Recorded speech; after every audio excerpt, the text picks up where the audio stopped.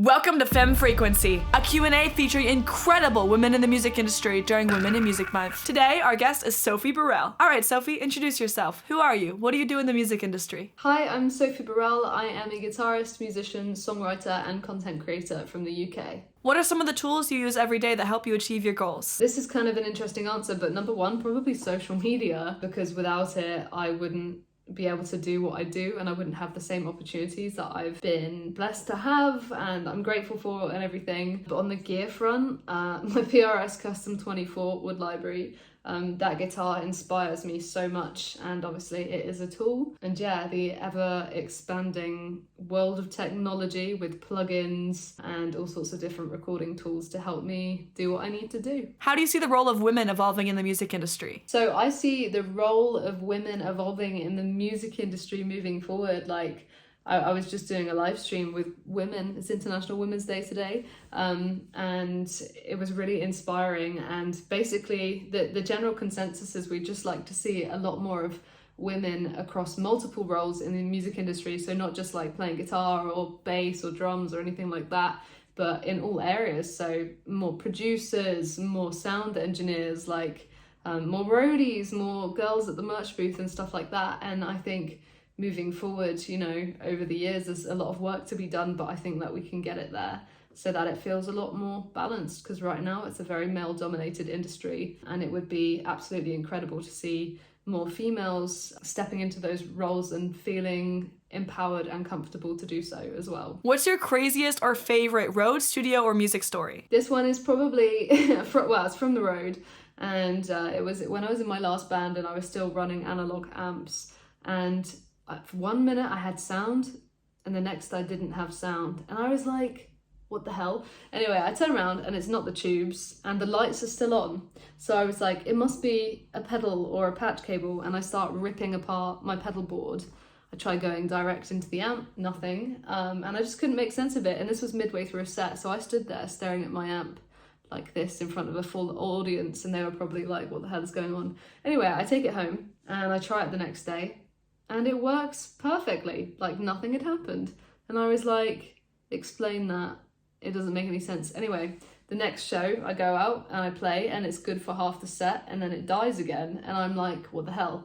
I take it home, it works perfectly fine at home. So I'm thinking at this point, I am haunted. There are ghosts inside my amp playing games with me. I send it back to the factory, and it turns out there was a loose screw rolling around on the motherboard, touching everything and short-circuiting my amp. And then it got sent back, and on my first show back, I carried it down the stairs, and as I tipped it, I heard this screw rolling around on the motherboard once again. If you're ever losing sound, look at screws, because they're the devil.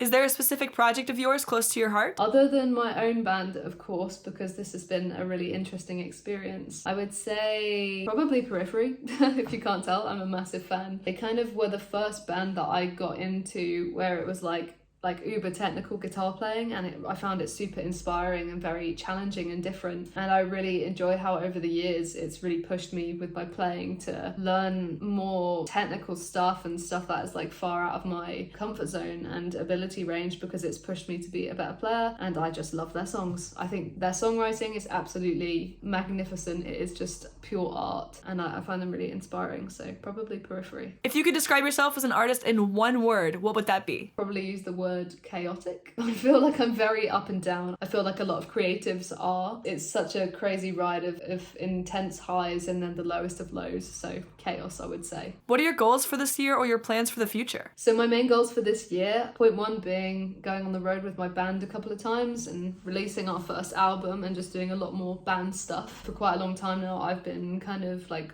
bedroom studio musician, and it's going to be amazing for me to kind of like get back out into the actual industry again, because those two worlds, like social and then real life, are so different from each other. And I always saw myself as like a performing artist, so on stages and stuff like that. It's only because of the pandemic and a few other kind of like external factors that I ended up doing social media as like a full-time thing. Social media wasn't why I got into music in the first place, so my goal is to do a lot with my band and also to try and be more present and soak it up every step of the way. And my favorite question is actually taken from Craig Reynolds' podcast, The Downbeat. It's not exactly one question, but a quick little collection of questions to help curate your perfect festival. So my idea of a perfect festival, honestly, at this point and in theme with this month, I would probably say it would be like a festival of purely female artists, and just one that completely celebrates women, because I feel like we're not celebrated enough. We're quite overshadowed in a male-dominated industry, and there's so many incredible, powerful female artists out there that deserve recognition. I would really like that. Who's headlining? If it were rock, then I reckon maybe Hailstorm would be headlining. And if it were on the pop side of things, like Billie Eilish, because she's my favourite. How many stages? There'd be 3 stages, one for the big dogs, another one for like up and coming artists, and then another one for like new artists on the block, so that everybody would get a chance to kind of shine, and all different categories and stages of people's careers have a chance to be discovered by new people. What's the outfit? Outfit wise, I'd probably wear what I just wore in my band's recent music video shoot. I've got like this cool, smart, punky, schoolgirl kind of vibe going on at the moment, with like a black mini skirt and like a cropped blazer with safety pins all over it. It's very like Avril Lavigne kind of, but cutesy, but also kind of mean at the same time. So that would be what I would wear. What's the catering? Catering would be sushi, because sushi is life. It is the best. There's no argument there. And what gear are you bringing? And favourite gear, I would obviously be bringing my PRS Custom 24 wood library, because I can't live without it, and I can't play without it, and I love it very much.